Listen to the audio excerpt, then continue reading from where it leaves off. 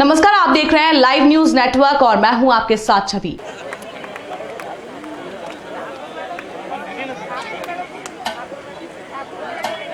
आदरणीय वेदन सिंह जी,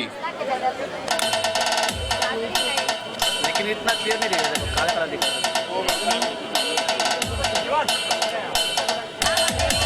रवि व्यास जी का अभिनंदन। राजस्थान की पवित्र भूमि से ताल्लुक रखने वाले रवि भाई, जिन्होंने विक्रम 55 साल की उम्र में भी ये 25 के नजर आते हैं, इनके लिए जोरदार तालियां। मीठू सिंह जी चंपा वो भी पधारे।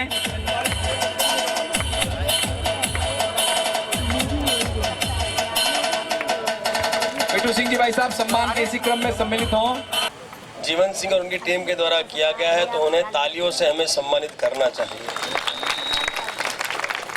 पिछले कई दिनों से ये लोग तन तोड़ मेहनत कर रहे हैं। मैं खुद सोशल मीडिया के माध्यम से देखता आया हूं और मेरा जो भी योगदान है। इसी क्रम में पधारे विक्रम प्रताप सिंह जी, जो हमारे स्थानीय नगर सेवक हैं, उनका शिव कुमार जी वेद, प्रकाश जी प्रजापत, एडवोकेट साहब, ये तमाम हस्तियां सेना हमेशा जो है अच्छा काम करती है और निश्चित तौर पे ये मेरा महेंद्र सेना जो है कहीं न कहीं बहुत सारे कल्चरल प्रोग्राम यहाँ होते रहते हैं। उसी की कड़ी में यहाँ भी एक प्रोग्राम टूर्नामेंट और एम्बुलेंस का इन्होंने सेवा दिया और राष्ट्रीय अध्यक्ष बड़ी जी यहाँ पे उपस्थित हुए हैं, उनका भी मैं सत्कार करता हूँ। निश्चित तौर पे क्षत्रिय राजपूत सब जब जुड़ जाता है तो ये तो सेवा और उपकार के लिए जानी जाती है और निश्चित तौर पे जो है राजपूत समाज हमेशा जो है सेवा के पूरे देश में रहता है, रहा है, इतिहास रहा है। तो निश्चित तौर पे मैं करनी सेना के सभी पदाधिकारियों को सारा शुभकामना देता हूँ और इस से मैं कामना करता हूँ कि आपका और भी हौसला बढ़े और आप भी पूरे भारत में सेवा करते रहे। एक लड़ाके की भूमिका में रहा है। जब भी हमारे देश पर कोई संकट आया है, समग्र राजपूत समाज ने उस संकट को दूर किया, जान की आहुति देकर। ऐसा हमारा वीर इतिहास समाज का। और अगर हमें हिंदू समाज की रक्षा करनी है, ऐसी बात नहीं है। कश्मीर का घटना हम लोग जो है कहीं न कहीं जो है एक जख्म के रूप में हमेशा भारत के हर लोग जानते हैं। हिंदू मुसलमान कोई भी जो है कश्मीर के घटनाओं पे जो है लोग दुखी होते हैं, लेकिन राजस्थान की मूवी के माध्यम से जो है उसको लोगों को दिखाया जा रहा है। तो कहीं ना कहीं वो मूवी है, मूवी को मूवी के तरीके से ही लेना चाहिए जो है। लेकिन जो घटना हुआ था, सत्य घटना, वो बहुत गलत हुआ था। लेकिन मुझे अच्छा तब और लगता जब कश्मीरी ब्राह्मणों को, कश्मीरी पीड़ितों को वहाँ कश्मीर में ले जाके भारत सरकार स्थापित करती जो है। खाली माहौल बनाना, माहौल मूवी दिखा के नहीं, राजनीति तो हो ही रहा है। घटना जो है बहुत दर्दनाक था। उस घटना में कश्मीरी पीड़ितों के साथ हम लोग हमेशा, हमारी पार्टी शिवसेना खड़ी है और हमारे हिंदू सम्राट बाला साहब ठाकरे ने उस समय आवाज उठाया था। बाला साहब ठाकरे ने शिव सैनिकों को भेजा, अमरनाथ यात्रा चालू कराया और जब जब जो है इस भारत पे कोई भी आपत्ति विपत्ति आएगी जो है शिवसेना हमेशा जो है लड़ने के लिए और लड़ा है। शिवसेना का इतिहास रहा है लड़ने का जो है। तो निश्चित तौर पर वो घटना हमें खुशी तब होगा जब कश्मीरी पंडित जो है कश्मीर में स्थापित किए जाएंगे। और भारत सरकार को मैं आह्वान करता हूँ, निवेदन करता हूँ कि आप इस पर राजनीति करने के अलावा से बाज आके कश्मीरी पंडितों को कश्मीर में स्थापित किया जाए जो है, तब हमको सबसे अच्छा लगेगा। Okay, thank you.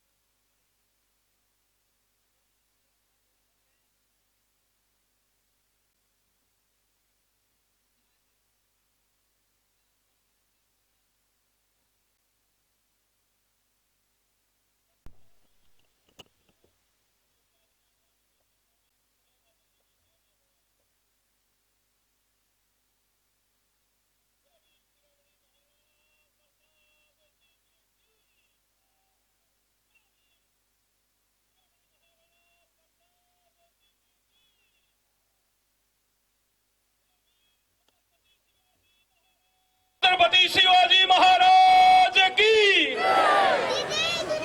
पत्थर को भी कर दे पानी, पत्थर को भी कर दे पानी।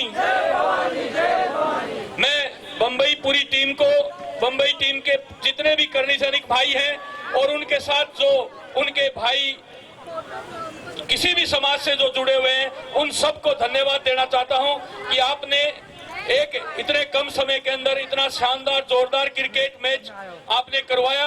जो विजेता टीम है उसको भी धन्यवाद देना चाहता हूं, जो उप विजेता रही है उसको आग्रह करना चाहता हूं कि आप पूरी मेहनत से ट्राई करें और अगली बार जीतने का प्रयास करें।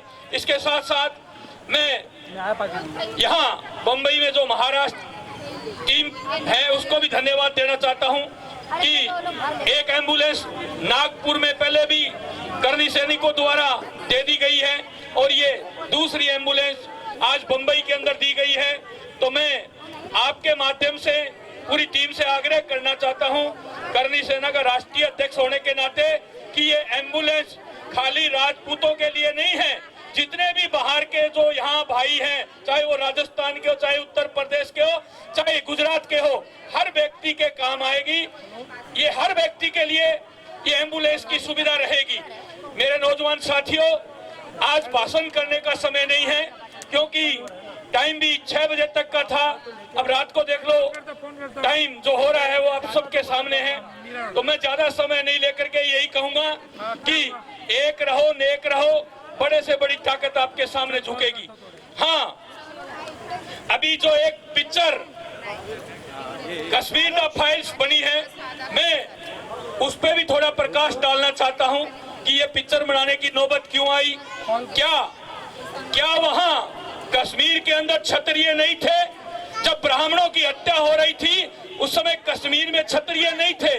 तो मैंने पता किया, कश्मीर में नहीं, जम्मू में डोगरा थे और उनकी तरफ कोई आंख उठा के देखता है तो आंख निकाल लेते हैं। जम्मू और कश्मीर में ज्यादा अंतर नहीं है।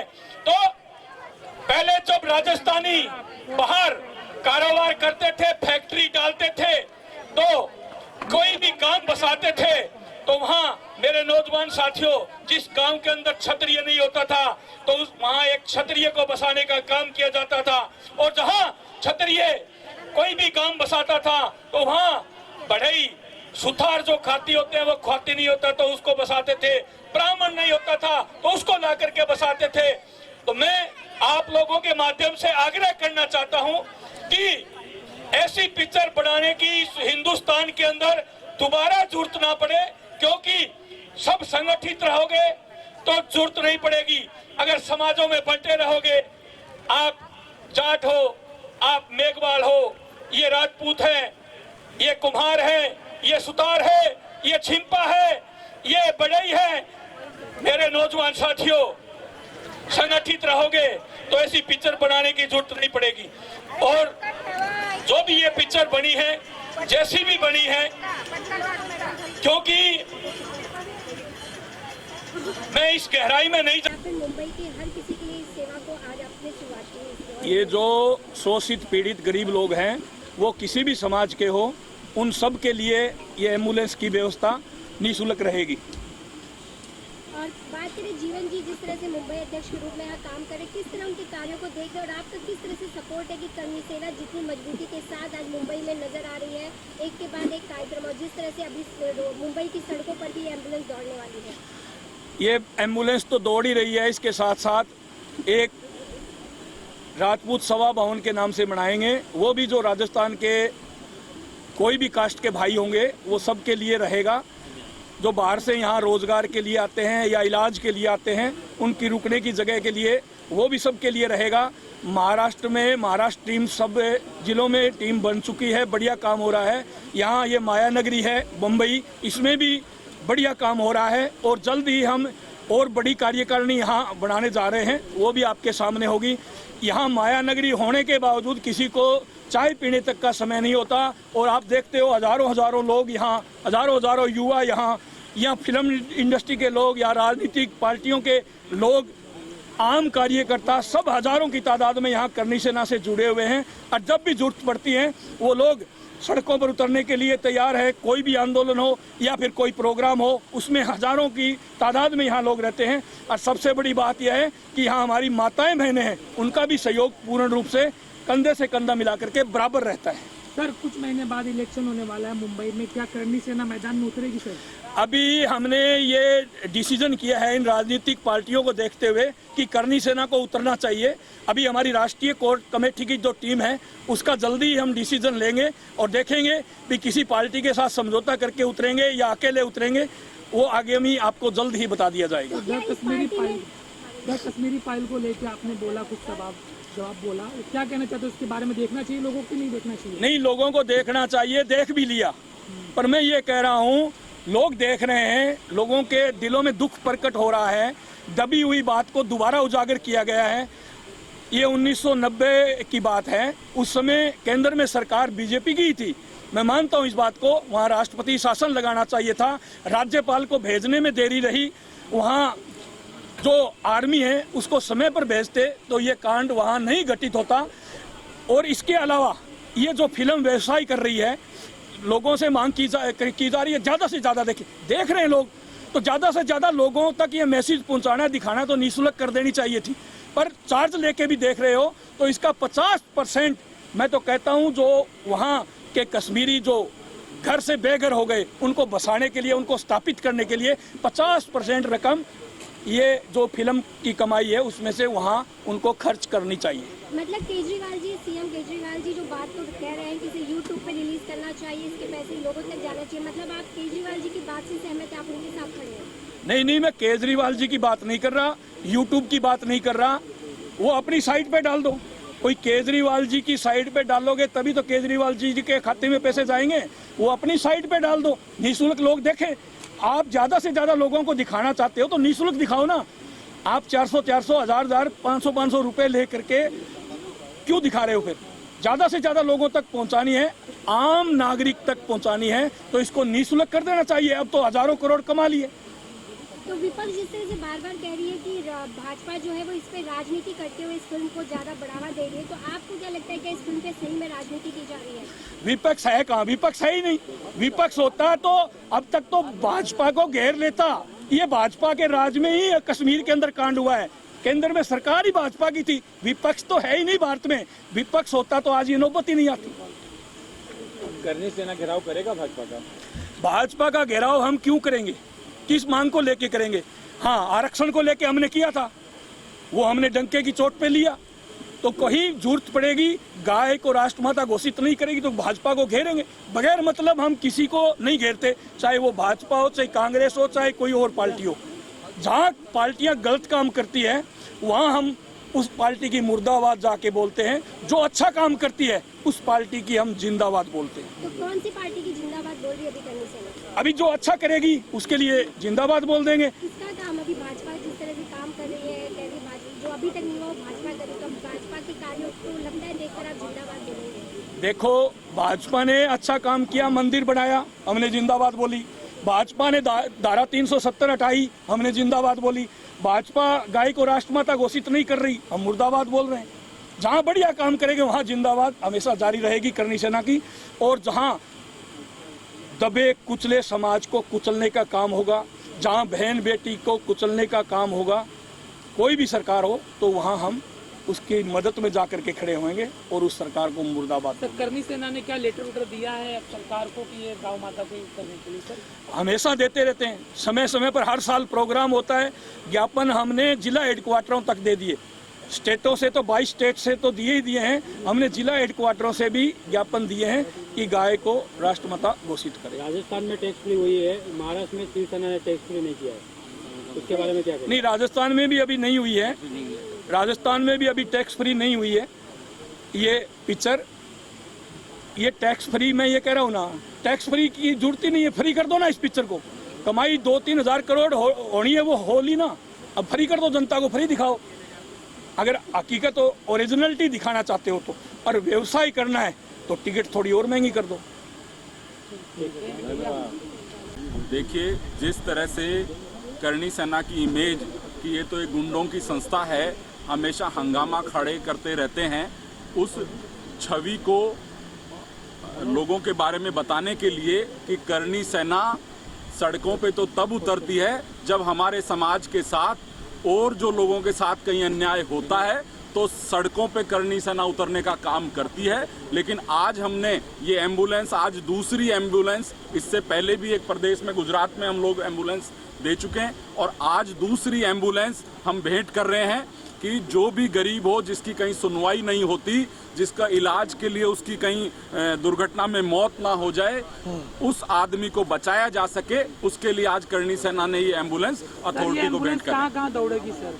पूरे बॉम्बे के अंदर ये एम्बुलेंस उपलब्ध रहेगी और यदि कोई गरीब व्यक्ति अपने गांव में वहां से पेशेंट लाने का काम करे जो बॉम्बे से बहुत दूर हो, उसको केवल डीजल और ड्राइवर के खर्चे पे हम लोग ये एम्बुलेंस उन लोगों को उपलब्ध कराएंगे। सुखदेव दादा बोलते कम है, बोलते हैं तो तूफान आता है। बीएमसी चुनाव यहाँ पे है तो क्या जवाबदारी रहेगी आपकी? देखिए, बॉम्बे के अंदर जो बीएमसी चुनाव होने जा रहे हैं उसके लिए जो हमारी यहाँ की महाराष्ट्र की लोकल बॉडी है, उसकी जो मैनेजमेंट कमेटी है वो बैठ के निर्णय लेगी हमारी सहमति से कि कौन सा राजनीतिक दल राजपूत समाज के लिए ठीक रहेगा। हम उनके साथ मिलकर के चुनाव लड़ेंगे, नहीं तो करनी सेना अकेले ही मैदान में उतरने का निर्णय लेगी और वो सब प्रदेशों में ऐसा ही होगा। जो हमारे वहाँ की लोकल यूनिट होगी वो ये तय करेगी कि हम किस पार्टी के साथ जाएंगे या अकेले चुनाव लड़ेंगे। योगेश जी, आप क्या कहना चाहेंगे जिस तरह से आज मुंबई में एम्बुलेंस का उद्घाटन किया गया है, किस तरह देखते हैं कि इस एम्बुलेंस से यहाँ के लोगों को इसकी पूरी उद्घाटन तो कर दिया गया लेकिन लोगों को इससे मदद भी मिल पाएगी? यहाँ के लोगों की नहीं, आने वाले समय में पूरे भारत में। अभी तो एक स्टेट चालू हुआ, नागपुर और ये मुंबई में हुआ। अभी तो हमारे पास 22 स्टेट है। हर स्टेट में हर शहर तक हम एम्बुलेंस पहुँचाने का प्रयास कर रहे हैं, जिससे हम भाइयों की, समाज की, छत्तीसी कौम की मदद कर सकते हैं। जिस तरह से आज हमने राजपूतों का करनी सेना का प्रोग्राम था, लेकिन यहाँ पर हमने राजपूतों के अलावा और भी लोगों को मंच पे देखा है, तो क्या आने वाले चुनाव को देखते हुए इस तरह से करनी सेना हर किसी को लेकर चलना चाहते हैं? हम तो हमेशा 36 कौम ले रहे हैं, 35 कौम ले रहे हैं। हमारे राष्ट्रीय अध्यक्ष ने बोला 35 कौम को साथ लेके चलते हैं।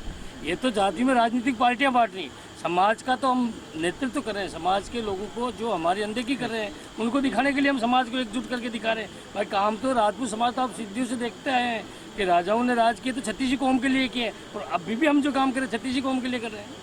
तो करनी सेना का जो पार्टी है उस पार्टी का नाम क्या, और कब तक जनता के बीच वो पार्टी आ जाएगी? बहुत जल्दी उसका विमोचन भी होगा। आप लोगों के सब, आप सब भाइयों को हम निमंत्रण देंगे और आपको पार्टी का नाम भी देंगे। हमारी पार्टी लगभग बन चुकी है। बहुत जल्दी राष्ट्रीय अध्यक्ष के नेतृत्व में आने वाले समय को देखते हुए उसी समय हम लॉन्च करेंगे। जिस तरह से आपने जीवन जी को यहाँ पर जब आप लोगों ने चुना होगा एज अध्यक्ष मुंबई, तो क्या लगता है किस तरह से वो अपने कार्यों को लेकर सक्षम तरह से? अब ये तो आप पत्रकार बंधु बताइए, आज का कार्यक्रम देख लीजिए। इससे पहले भी इसने 10 कार्यक्रम दिखाए हैं। बहुत कर्मठ और ईमानदार व्यक्तित्व का धनी है जीवन सिंह और ये हमारे मुंबई के लिए बहुत उपयुक्त और अच्छा काम कर रहा है। क्या लगता है बीएमसी चुनाव में जब आप आपके चुनाव मैदान में होंगे, क्या सभी सीटों पे आपको कैंडिडेट आपको मिल रहे हैं? देखो, हम कैंडिडेट तो आज सभी जगह तैयार है और करनी सेना का हर गली हर मोहल्ले में व्यक्ति है। हम 36 कौम को लेकर इसलिए चल रहे हैं कि हमारे लेवल पे हर जगह बूथ लेवल तक व्यक्ति है, तो हमें ज़्यादा प्रचार प्रसार की जरूरत नहीं है। हम तो ईमानदारी के साथ हमारी मांगों के साथ चुनाव लड़ेंगे और जनता की सेवा करेंगे। किया है, किस तरह आपको लगा कि यहाँ पर करनी सेना के द्वारा एक एम्बुलेंस का भी उद्घाटन होना चाहिए? एम्बुलेंस का तो उद्घाटन का जो मेरा काम था, हमारी पूरी टीम की जो बातचीत चल रही थी पिछले 6 महीने से, लेकिन कोविड रिलेटेड जो रिस्ट्रिक्शन थे उसकी वजह से हमने पोस्टपोन किया। ये तो जनवरी में ही एम्बुलेंस समाज को भेंट हो जाती, लेकिन उस टाइम कोविड की वजह से नहीं मिल पाई। एम्बुलेंस का ही विमोचन का कार्यक्रम हम रख रहे थे, लेकिन पूरे युवाओं की मांग थी कि क्रिकेट टूर्नामेंट का आयोजन किया जाए ताकि कोविड के बाद, कोविड के 2 साल के दरमियान जो युवा मिले नहीं एक दूसरे, तो उसको सबको एक साथ देखने के लिए हमने क्रिकेट टूर्नामेंट का भी आयोजन किया।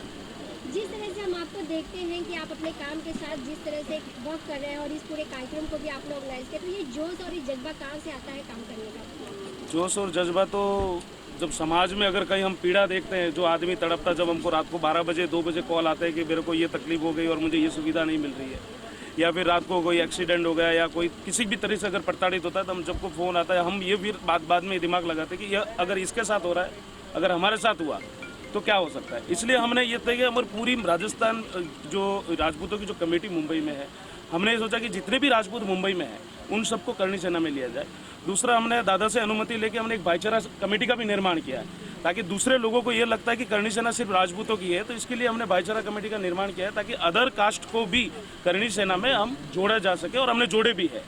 तो कि एक तरीके से मजबूत संगठन मुंबई में उभरेगा, और लोगों को जो हमारी तो सिद्धांत है, दादा के जो मकसद है, जो मिशन है कि हम किस तरह से लोगों को सपोर्ट कर पाए, किस लोगों की सुविधा के लिए हम खड़े रह पाए, क्योंकि हमारा सिद्धांत ही वही है कि लोगों की रक्षा करना और लोगों को जो मदद पहुंचे वो हमारे पहुंचाना। तो जब आप इस तरह के कार्य करने का आपके मन में ख्याल आता है, आप करने के लिए सोचते, तो राष्ट्रीय अध्यक्ष जी का किस तरह से इस पे जवाब होता है, उनका कितना सपोर्ट आपको मिल पाता है? मुझे जब भी मैंने अगर दादा से या कटार साहब से कभी भी मैंने परमिशन मांगी है कि दादा मुझे ये चीज़ करनी है और ये चीज़ लोगों को जरूरत है, तो मुझे कभी भी ना मिला नहीं, सिर्फ वहाँ से हाई शब्द मिले।